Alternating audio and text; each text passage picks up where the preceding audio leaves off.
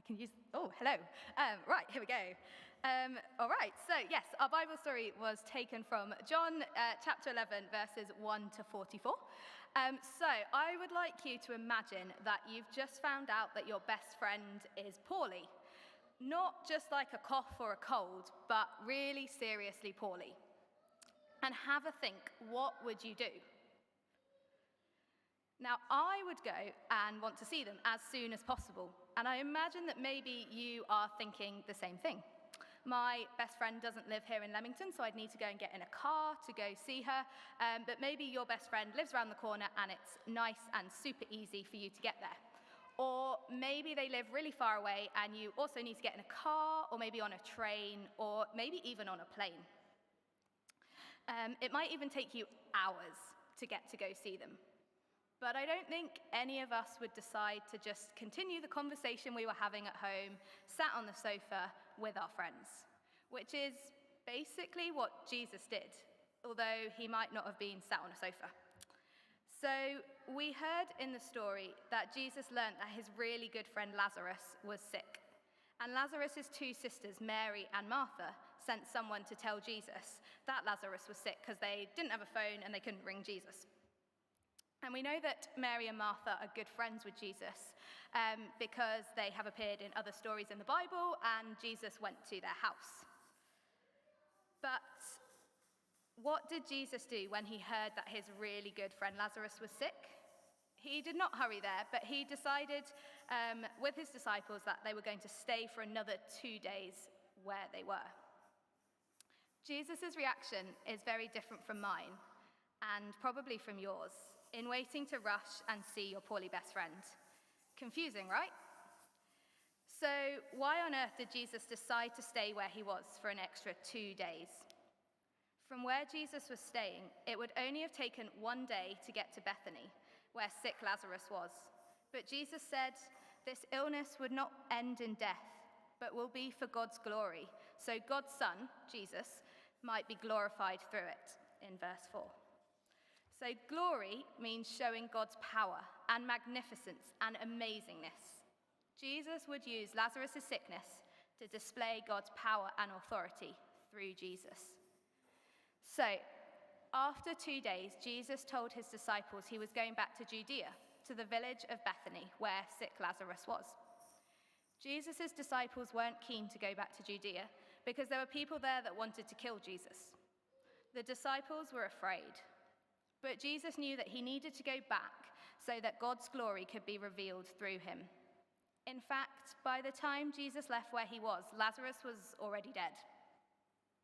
If Jesus had been there in Bethany when Lazarus was sick, Jesus could have healed him, which would have been impressive.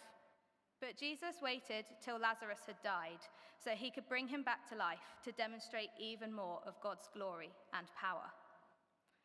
When Jesus arrived, Martha went to see Jesus first. She knew Jesus had power and authority and could have stopped her brother Lazarus from dying. She also knew that God would give Jesus whatever he asked. Jesus told Martha her brother would rise again, and Martha knew, thinking that Jesus meant that Lazarus would rise again when everyone rises at the resurrection at the end of time. But Jesus said to her in verse 25, "I am the resurrection and the life. The one who believes in me will live even though they die." Resurrection means coming back to life. Jesus is saying he is the resurrection and the life. At Easter, we celebrate Jesus coming back to life. He died on the cross. On the cross, Jesus dealt with our sin and our mess and all the stuff that separates us from God. Jesus got rid of all of our sin and mess, and then he conquered. He overcame, he defeated death by being raised back to life. Jesus tells Martha in verse 26 that all we have to do is believe in him. That's the case for each and every one of us today. If you believe in Jesus, you will have life. Martha believed Jesus. She knew Jesus to be the Messiah, the chosen one, the Son of God. Martha went home to tell Mary that Jesus had arrived in Bethany. Mary rushed out to see Jesus. She also knew that Jesus could have saved her brother. He could have healed Lazarus from the sickness if Jesus had been there. Martha was so sad. Her brother had died. She was crying.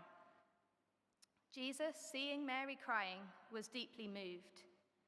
He was also really sad that his good friend had died, and he too cried. Jesus, in his humanness, experienced human emotions, just the same as we do. He experienced happiness and joy, and tiredness and hunger, and anger and sadness and crying. Jesus went to the tomb where Lazarus had been laid. Again, he was deeply moved. Like the tomb Jesus was put in after his death, Lazarus had been put in a tomb, cut into the rock with a big stone rolled across the entrance. Jesus told those standing around to roll away the stone, but Martha was worried about the bad smells. That would come from the tomb because Lazarus had been in there for 4 days. Think stinkier than the baked beans, or the mint gum, or maybe some rotten bananas, or your brother's really stinky socks. Jesus said to Martha in verse 40, "Did I not tell you, if you believe, you will see the glory of God?" Jesus prayed, thanking God that God always hears him. Jesus knew God always heard him, but said it out loud so that the people gathered around the tomb might know that God had sent Jesus and believe. And then Jesus shouted, "Lazarus, come out!" And Lazarus walked from the tomb, still covered in cloth he had been wrapped in. God had a bigger plan for Lazarus. Lazarus dying and being brought back to life reveals more of God's glory and power than if Jesus had just healed Lazarus when he was sick. More people believed. They gave their lives to God and were saved because they had witnessed God's power through Jesus. That is what Jesus meant when he said Lazarus' sickness would not end in death, but would be for the glory of God. Remember, glory means God's power and magnificence and amazingness. Jesus healing someone is one thing. It's pretty amazing. But bringing them back to life, resurrecting them, is even more incredible. Lazarus dying and rising back to life points ahead to what was going to happen to Jesus on the cross. Like Lazarus, Jesus was put in a tomb, was wrapped in cloths, had a big stone rolled across the entrance, and several days later was resurrected. He came back to life and left the tomb. Jesus is the resurrection and the life. Jesus offers each of us a new life in him today. How? Like he told Mary and Martha, you simply have to believe. Mary and Martha and all those when Jesus was alive had the fortune of seeing Jesus' miracles so that they would believe. Jesus said to his disciples, "Because you have seen me, you have believed. Blessed are those who have not seen and yet have believed." That's us.